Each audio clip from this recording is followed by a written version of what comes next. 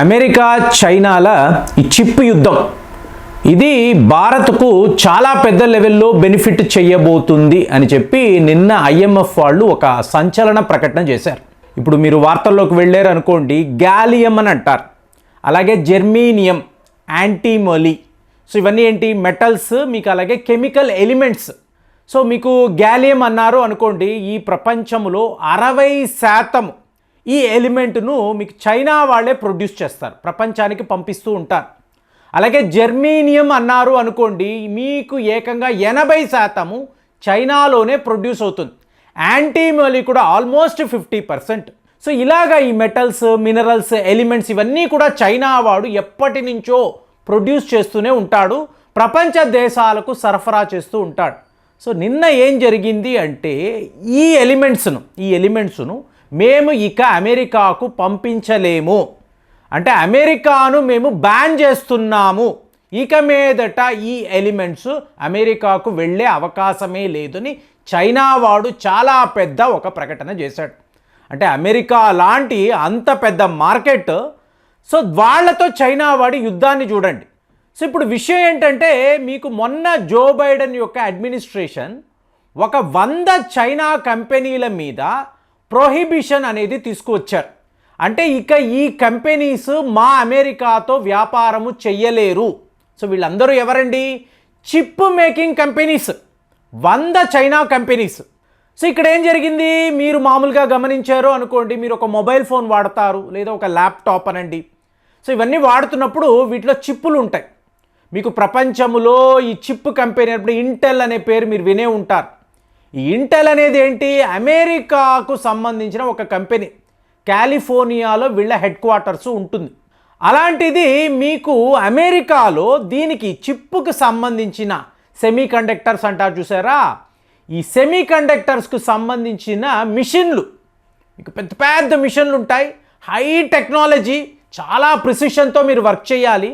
అలాంటి మిషన్స్ అంతా అమెరికాలోనే తయారవుతాయి, వీటిని వీళ్ళు చైనాకు పంపిస్తారు. అంటే మీకు ముడి సరుకు అనేది చైనాలో ఉన్నా కూడా ఆ తయారు చేసే ప్రక్రియ ఉంది చూసారా, ఇది అమెరికా వాళ్ళే చేస్తారు, ఆ మిషన్లు అమెరికా వద్దే ఉంటాయి. సో ఇప్పుడు వీళ్ళిద్దరికీ మధ్య చాలా పెద్ద యుద్ధం. ఇప్పుడు దీన్ని మీరు ఎలా చూడాలి? మన దేశంలో లీథియం అంటారు, లీథియం బ్యాటరీలు అంటారు చూసారా, మొన్న కాశ్మీర్ వద్ద మనకు లీథియం దొరికింది. ప్రపంచంలో ఎవరి వద్ద లేనంత లీథియం భారత్లో ఉండడము మరి మనకు వరప్రసాదము కదా. వైట్ గోల్డ్ని మాట్లాడతాం, కానీ ఈ లీథియంని ప్రాసెస్ చేసే ప్రక్రియ భారత్లో లేదు. అంటే మనం అటువైపు ఆ దిశగా మనం ఎప్పుడూ కూడా వెళ్ళలేదు.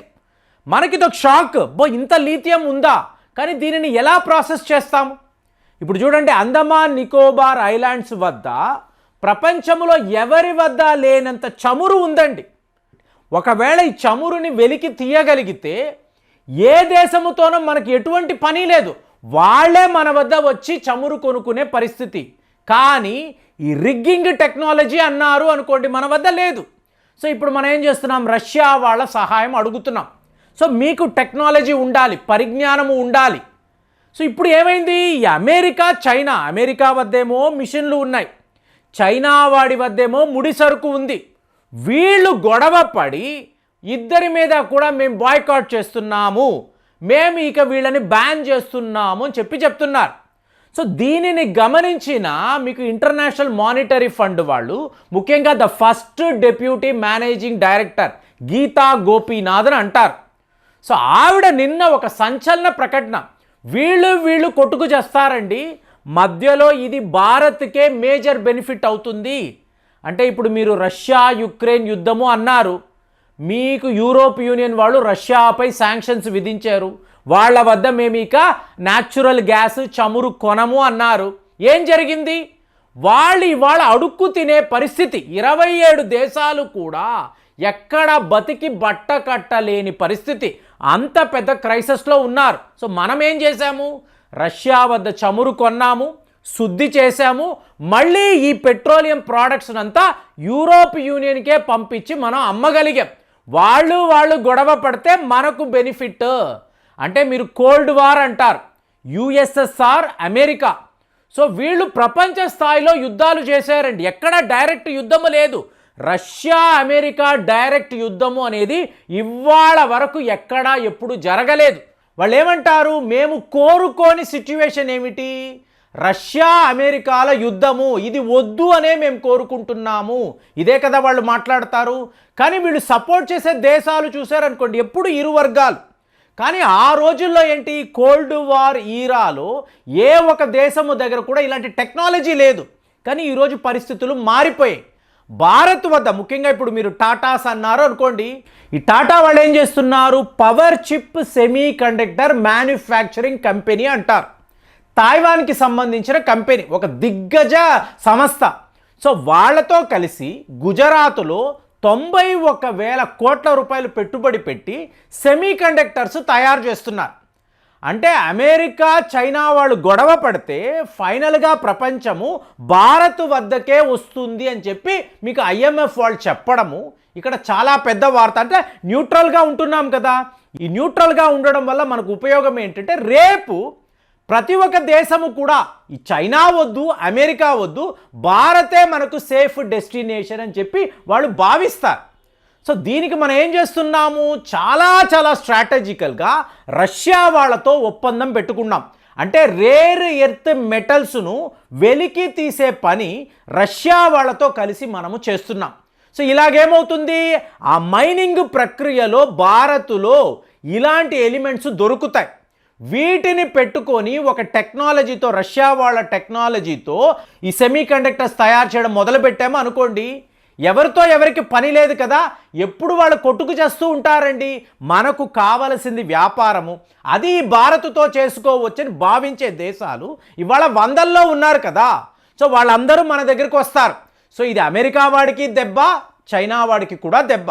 అట్ ది సేమ్ టైం చూడండి, రష్యాతో ఇలాంటి ఒప్పందాలు మళ్ళీ అమెరికా అన్నారు అనుకోండి, మినరల్ సెక్యూరిటీ నెట్వర్క్ అని ఉంది.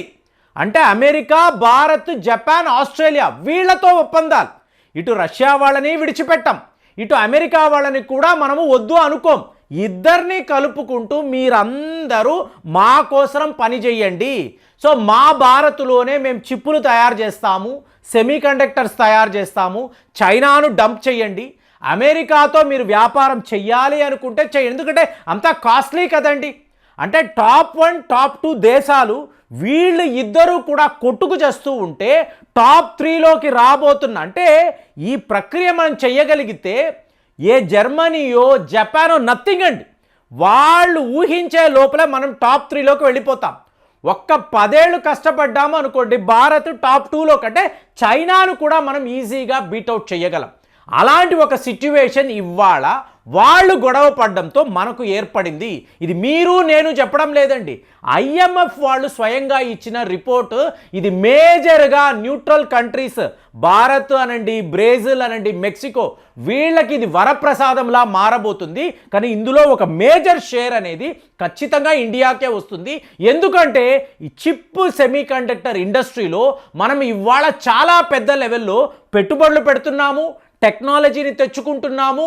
అలాగే మన దేశములోనే తైవాన్కి సంబంధించిన సంస్థలను ఎంకరేజ్ చేస్తున్నాము, వాళ్ళకి ప్రొడక్షన్ లింక్డ్ ఇన్సెంటివ్స్ ఇస్తున్నాం. ఇదంతా ఏంటి, మనము రేపు ఫ్యూచర్ గురించి ఆలోచించి భారత్ యొక్క భవిష్యత్తు ఎలా ఉండాలి, వీళ్ళను ఓడించాలి. అంటే అమెరికాను ఓడించడం ఇప్పుడప్పుడే జరగదు, కానీ 100% మనం చైనాను మాత్రము బీట్అవుట్ చేయగలము. మరి ఇందులో ఈ రేసులో జర్మనీ అనండి, జపాన్ అనండి ఖచ్చితంగా మన ముందు నిలబడలేరు.